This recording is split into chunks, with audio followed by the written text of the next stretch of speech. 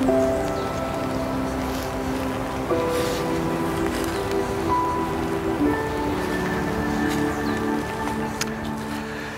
à toutes, bonjour à tous, bienvenue dans cette vidéo. Une vidéo aujourd'hui où je pense qu'on va parler de profondeur de champ. Je suis parti avec mon 24-70 et mon 105 mm. Je dirais que je suis venu intentionnellement dans ces endroits. Donc vous pouvez le voir, il y a un petit peu de lumière aujourd'hui, mais quand je suis parti de la voiture là, il faisait moins 4, moins 5 degrés, donc autant vous dire que ça a commencé à geler. Alors c'est la première journée de gelée, donc tout n'est pas encore complètement gelé. Mais il y a suffisamment de gelée ici sur cette mare, et j'ai choisi cette mare parce que justement elle est petite et donc elle a plus facilement gelé que la grande mare où j'ai l'habitude d'aller pour prendre des images. Et donc on va regarder justement pour prendre des photos entre proxy et macro photo, mais surtout on va s'intéresser à parler de la profondeur de champ et puis du choix du diaphragme dans cette vidéo. J'ai trouvé mon premier sujet là-bas un petit peu plus loin. Alors j'étais en train de chercher un peu sur ces formes drapées. Il y en a une ici, donc on va les prendre probablement après. J'attends juste que le soleil soit un petit peu plus dessus. Mais là-bas, il y a une autre image qui me plaît. C'est des bulles d'eau qui sont encoincées sous la glace. Donc je vais me mettre en position. Je vais probablement être avec le 24-70 mm. Et puis écoutez, on se retrouve tout de suite pour la première image. Je sors le 24-70 et puis on y va. Alors comme je vous le disais, j'ai repéré quelques petites bulles d'eau qui sont emprisonnées sous la glace. Elles sont juste ici à ce niveau-là. Et donc j'ai monté le filtre polarisant parce que ça m'aide quand même un petit peu à supprimer les reflets avec la lumière. Et puis on va prendre l'image. Alors comme vous vous en doutez, du coup je peux pas sortir le trépied parce que si je sors le trépied, il va falloir que je le mette dans l'eau. Je vais casser la glace et j'ai forte chance de détruire finalement la structure pour me mettre vraiment au-dessus. Donc je vais essayer de me mettre le maximum comme ceci avec mon appareil photo, ça ira plat, pour ne pas avoir trop de différence de distance entre le haut et le bas de l'image. Parce que là je vais passer au 70 mm. Et donc si vous êtes au 70 mm à peu près, si vous êtes à 1 mètre de distance, si je prends un diaphragme de f8, je vais me retrouver avec quasiment quelque chose comme une 4, 5, 6 cm de profondeur de champ. Je vais vous mettre la valeur exacte avec photopile. Et puis si je descends un petit peu plus sur mon diaphragme avec 5, 6, je vais me retrouver avec une dizaine de centimètres au niveau de la profondeur de champ. Si je passais avec le 105 mm entre un diaphragme de 5, 6 et de 8, vous allez avoir 1 cm de différence que globalement de profondeur de champ, on va être entre 3 et 4 cm. Donc autant vous dire que si je suis trop de travers comme ceci, j'ai toutes les chances qu'entre le bas de l'image et le haut de l'image, je sois pas net. Donc il faut vraiment que je me mette au maximum de la verticale. Et donc c'est ça en fait tout ce qu'il faut regarder dans la profondeur de champ. C'est-à-dire que quand vous allez être comme ça à la verticale, vous allez pouvoir vous permettre d'ouvrir encore un petit peu plus votre diaphragme. Donc là c'est ce que je vais tenter avec un 5-6. On va monter en sensibilité parce que je vais prendre à main levée. Et puis donc il va falloir que j'aille suffisamment de profondeur de champ. Alors déjà ce qu'on va faire, je vais vous montrer donc dans les réglages, mais si vous vous rappelez, donc quand je suis sur le trépied en général, j'ai un retardateur de 2 secondes. Donc là j'ai retiré le retardateur de 2 secondes pour justement pouvoir déclencher à chaque fois que ça déclenche à chaque fois que j'appuie sur le déclencheur. Et puis j'ai aussi réactivé ma réduction de vibration qui est sur le capteur. Donc je la supprime lorsque je suis sur le trépied parce que si vous voulez la garder, comme le trépied est stable, l'appareil photo est un peu confus de ce qu'il doit faire exactement et ça peut vous amener des vibrations qui sont pas intéressantes et qui vont troubler la netteté. Donc là je suis à main levée, donc je vais me mettre sur on. Et puis donc on va prendre l'image ici. Donc alors là c'est pareil, il va falloir au maximum pouvoir se stabiliser. Pour prendre l'image, je vais mettre au maximum en squat, en appui sur mes genoux pour que ça soit net. Et vous voyez, j'ai mis mes lunettes pour m'assurer que j'avais une bonne mise au point. Donc je vais faire ma mise au point sur la bulle la plus grosse. Après je vais essayer de cadrer. Je pense que je veux la décaler un petit peu. Hop, faire comme ceci. De toute façon, je recadrerai probablement en carré. Vous voyez, à la fin, finalement, entre les 4 cases du milieu, probablement. Donc là, je suis au 70 mm.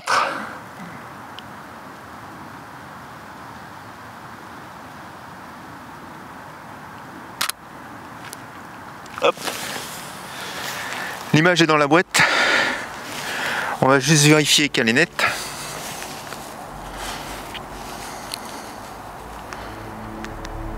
Elle est nette. Je vous laisse la regarder à l'écran.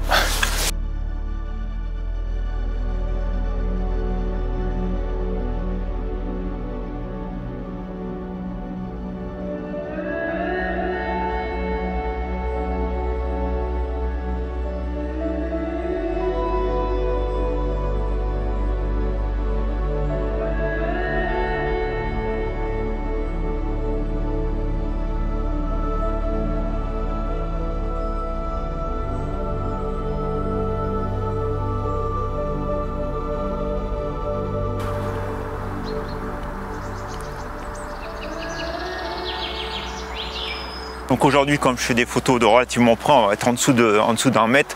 Vous comprenez qu'ici la profondeur de champ c'est vraiment important. Vous n'avez pas le droit à l'erreur et en fait vous n'avez pas grand chose non plus pour la changer, parce que vous allez pouvoir ouvrir ou fermer vos diaphragmes autant que vous voulez. Vous allez avoir des profondeurs de champ qui vont être relativement proches. On va parler de l'ordre du centimètre sur la variation, et donc l'important c'est vraiment de se retrouver à parallèle avec le sujet. On va faire probablement une dernière image, parce que j'ai vu qu'il y a un petit peu de gelée sur les feuilles, où là je vais être presque parallèle à mon sujet. Donc là il va falloir faire des choix sur la profondeur de champ, et donc on est amené de toute façon dans ce cas là en macrophotographie à faire du focus stack. Mais ce qu'il faut bien que vous gardiez en mémoire, c'est que justement, donc là on est prêt, on a une faible profondeur de champ, mais plus vous allez vous éloigner du sujet, et plus finalement votre profondeur de champ elle va augmenter. Par contre, plus vous voulez rapprocher votre sujet entre guillemets en zoomant, et là de nouveau plus votre profondeur de champ elle va rétrécir. Donc en fait c'est tout ça qu'il faut gérer et qu'il faut adapter. Donc je vous ai déjà dit, j'utilise Photopil pour justement me donner des ordres de grandeur de profondeur de champ, et je vous promets que quand vous faites de la macrophotographie, je vous incite vraiment à utiliser cette application, parce que très rapidement vous allez vous rendre compte que vous êtes proche de vos sujets et que finalement vous avez vraiment pas grand chose de variation sur votre profondeur de champ, comme ici sur le centimètre.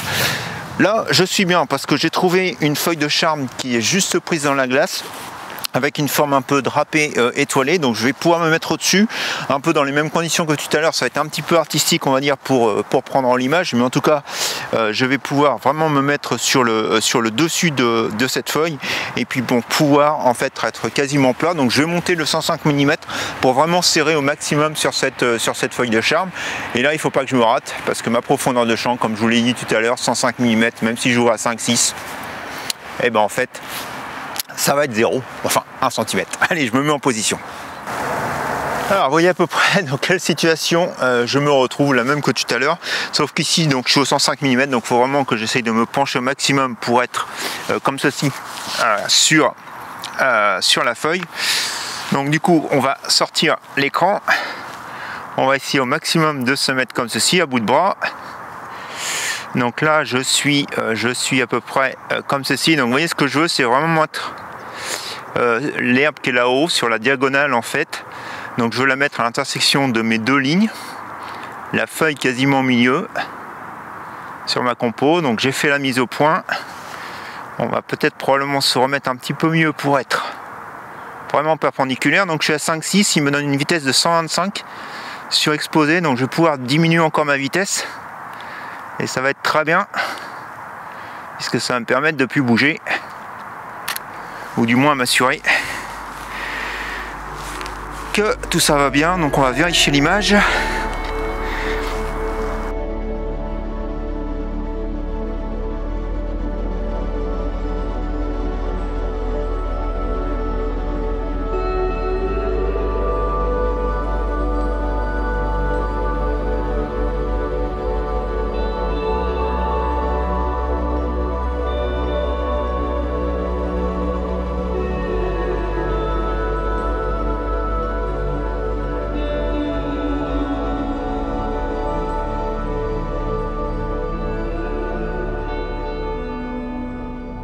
Donc là j'ai pris cette première image avec un diaphragme de 5,6, puisque je suis bien parallèle finalement à mon plan d'image. Donc j'ai pas besoin d'une profondeur de champ importante. Donc même si j'ai ouvert mon diaphragme jusqu'à 5,6, je vais quand même avoir suffisamment de profondeur de champ pour que mon image soit correcte. Par contre, si vous regardez un peu les définitions des lentilles, si vous voulez avoir le maximum de netteté, c'est pas forcément la plus grande ouverture que vous allez avoir un maximum de netteté. Alors j'ai la chance ici d'avoir un objectif qui est ouverture 2,8, donc effectivement, lorsque je suis à 5,6, c'est là où j'ai le maximum de netteté jusqu'à 8. Donc je pourrais prendre exactement la même image avec un diaphragme de f8 et j'aurais quasiment donc un petit peu plus de profondeur de champ, quelques centimètres, voire 1 cm. Et puis toujours un petit peu plus de netteté. Mais ce qu'il faut vraiment faire attention justement vous avec vos lentilles, c'est qu'il faut que vous regardiez donc justement l'ouverture de votre objectif. En général c'est quelques 2 diaphragmes au-dessus de l'ouverture maxi que vous allez avoir le maximum de netteté pour votre objectif. Et donc si vous voulez vraiment avoir une image avec un super piqué, il va falloir gérer la profondeur de champ qui est faible, et puis il va falloir gérer aussi donc votre diaphragme pour être dans la zone du maximum de netteté. Mais à partir du moment où vous êtes parallèle, je dirais vous n'avez aucun souci à vous faire et c'est vraiment la clé. La moindre petite variation angulaire va faire que justement vous allez vous retrouver avec un problème de profondeur de champ entre le bas et le haut de l'image. Ok, c'est parti. Donc on va regarder tout de suite pour la troisième image. Il y a toujours un petit peu de gelée sur la feuille là-bas qui était à l'ombre. On va regarder ça. Et donc là, on va être parallèle au sujet. Donc forcément, ça va être beaucoup plus compliqué à gérer la profondeur de champ avec l'objectif macro. Allez, c'est parti, on va regarder ça ensemble. Alors cette mare est très bien parce que justement elle voit très rapidement le soleil. Par contre, comme elle voit très rapidement le soleil, forcément le peu de givre qu'il y avait sur les feuilles là en bordure a disparu. Donc ce qu'on va faire, on va bouger un petit peu. J'ai encore d'autres endroits là pas très loin qui sont à l'ombre, donc j'espère qu'on va pouvoir justement avoir un petit peu de givre sur les feuilles et puis donc faire notre troisième image. Alors tout de suite après peut-être pour une troisième image ou sinon pour la conclusion de la vidéo. Allez, c'est parti. Eh bien, écoutez, je crois que ma journée aurait été fait plein de bons choix. Le bon choix d'aller sur cette petite mare parce que tout s'est passé exactement comme je l'espérais. Au niveau de la glace, et même si j'ai raté le givre sur les feuilles, en changeant d'endroit et en cherchant, je suis tombé sur cette image qui a rien à voir avec le gel que j'aurais probablement pu faire à n'importe quel autre moment. Le truc, c'est que la lumière est dessus. Et d'ailleurs, la lumière est tellement dessus que je vais prendre une image tout de suite. Je suis désolé et je vais vous montrer après ma compo. De toute façon, ce sera une des images parmi les autres. Donc, je vais vous montrer tout de suite ce que je suis en train de filmer. Et donc je suis tombé sur cette mousse qui est en train de coloniser ce tronc qui est au sol et je trouve que c'est super joli. Il y a un contraste à la fois de forme, de couleur et de lumière aussi. Et du coup je trouve que c'est super pour finir la vidéo et ça va très bien illustrer tout mon propos. Depuis tout à l'heure, ce qu'on a parlé, c'est que le fait que plus vous vous rapprochez du sujet et puis moins vous avez de profondeur de champ, et à un moment vous êtes tellement près de votre sujet que vous avez quasiment plus du tout de profondeur de champ, ou du moins votre profondeur de champ est de l'ordre du centimètre. Donc il faut vraiment trouver des sujets sur lesquels vous allez être pouvoir le plus parallèle au sujet pour éviter d'avoir une différence de profondeur de champ ou du moins une différence de netteté entre le haut et le bas de l'image. On a vu aussi que l'intéressant c'est de se retrouver au niveau d'un diaphragme qui est celui qui va vous donner le meilleur netteté pour votre lentille. Comme ça vous avez rassemblé tous les éléments pour avoir une image proxy macro qui va être la plus nette possible. Sur celle-ci, j'ai pas le choix, mon tronc il est courbé. Et donc comme vous pouvez le voir ici sur l'image, entre le bas à droite de mon image et puis l'endroit au milieu où j'ai fait la mise au point, finalement il y a déjà du flou. Alors vous avez vu, je crois que si j'ai rien changé, je suis encore avec mon diaphragme de f8, je suis en 1/60e, je suis ISO 200. Alors j'ai retiré la réduction de vibration et j'ai remis la tempo à 2 secondes ici sur cette image. Donc on est sur la stabilité la mieux. Je suis sur F8 qui est un diaphragme où j'ai aussi une bonne netteté pour mon image. Mais là j'ai pas le choix. Avec 1 cm de profondeur de champ, je ne pourrais pas avoir la netteté. Et si je monte sur mon diaphragme, si je passe sur des F11, F14 ou des choses comme ça, du coup c'est la netteté qui va en pâtir puisque je ne serai pas dans la zone la meilleure pour la netteté de mon objectif. Et du coup là, vous l'avez bien compris où je veux en arriver.